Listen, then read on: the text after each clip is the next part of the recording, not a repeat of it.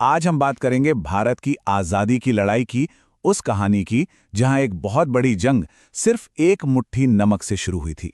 जी हां, ये कहानी है सविनय अवज्ञा आंदोलन की, जिसने अंग्रेजी हुकूमत की चूल्हे हिला दी थी। जरा एक पल के लिए सोचिए कि आपके सामने एक विशाल समंदर है, उसके पानी में नमक है, लेकिन उसी नमक को बनाना एक बहुत बड़ा जुर्म है। और अगर आपने ये कानून तोड़ा तो सजा में सिर्फ जेल नहीं बल्कि लाठियां और गोलियां भी मिल सकती थीं। इसी जुल्म के खिलाफ महात्मा गांधी ने एक ऐसा ऐलान किया जिसने पूरे देश में जैसे एक चिंगारी लगा दी। उन्होंने कहा, अब कानून तोड़ना ही हमारा धर्म है। और बस यहीं से जन्म हुआ भारत के इतिहास के सबसे बड़े जन आंदोलनों में से एक का।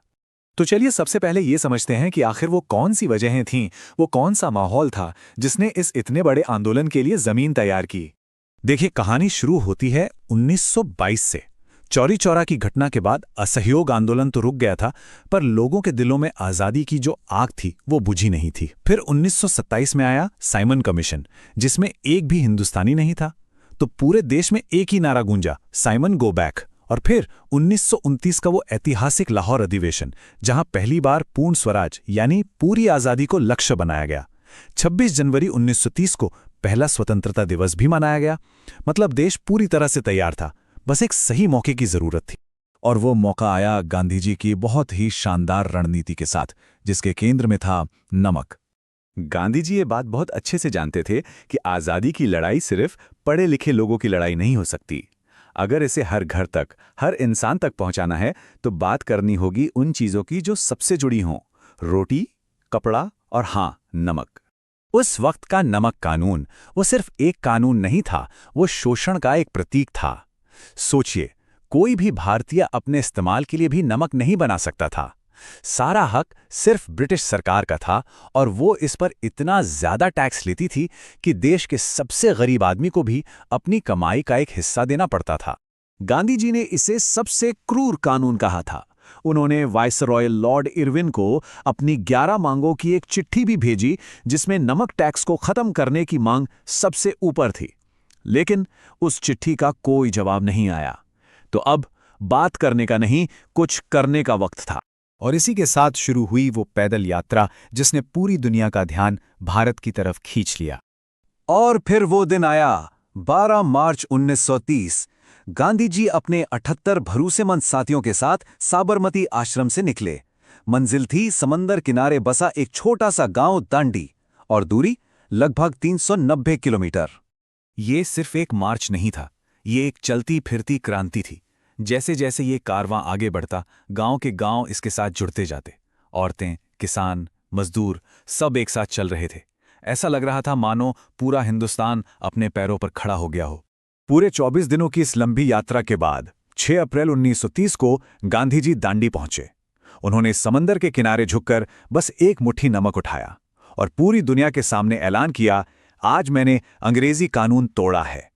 ये देखने में तो एक बहुत छोटा सा काम था, पर इसकी गूंज ने ब्रिटिश साम्राज्य की नींव तक को कंपा दिया। गांधी जी के उस एक कदम ने जैसे पूरे देश में सविनय अवज्ञा की एक लहर दौड़ा दी। गांधी जी के एक इशारे पर पूरा देश उठ खड़ा हो गया। अब यह आंदोलन सिर्फ उनका नहीं रहा, देश के कोने कोने में लोगों ने खुद नमक बनाना शुरू कर दिया। जगह जगह विदेशी कपड़ों की होली जलने लगी, किसानों ने टैक्स देने से साफ मना कर दिया, और सरकारी दफ्तरों का बहिष्कार होने लगा।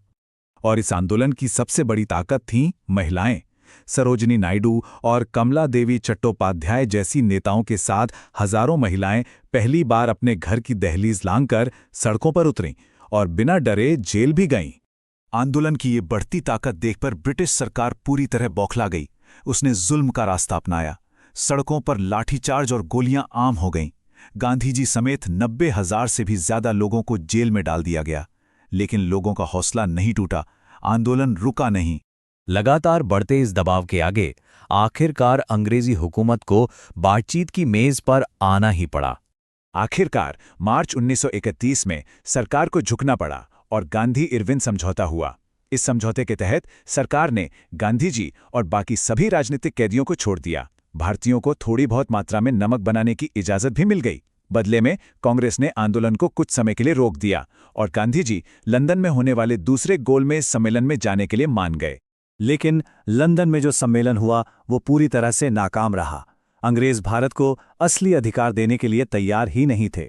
गांधी जी निराश होकर वापस लौटे और 1932 में आंदोलन फिर से शुरू हो गया, जो आखिरकार 1934 में जाकर खत्म हुआ। अब सवाल ये उठता है कि क्या ये आंदोलन सफल रहा? देखिए, इससे हमें तुरंत आज़ादी तो नहीं मिली, लेकिन इसने ब्रिटिश राज की जड़ों को हिलाकर रख दिया। इसने हर धर्म, हर जाति, औरत, मर्द, अमीर, गरीब सबको एक साथ लाकर खड़ा कर दिया। ये पहली बार था जब आम जनता ने इतने बड़े पैमाने पर जानबूझकर गलत कानूनों को तोड़ा।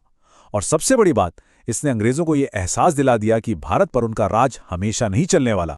सविनय अवज्ञा आंदोलन ने सिर्फ भारत को ही नहीं बल्कि पूरी दुनिया को एक बहुत ताकतवर सबक सिखाया कि नमक का एक दाना भले ही बहुत छोटा हो, लेकिन सच और अहिंसा की ताकत की कोई सीमा नहीं होती। और यही वो ताकत थी जो आखिरकार 1947 में भारत को आज़ादी तक लेकर गई। ये कहानी हमें सोचने पर मजबूर करती है कि आज का हमारा कौन सा ऐसा छोटा सा लगने वाला कदम हमारे आने वाले कल में एक बड़ा बदलाव ला सकता है।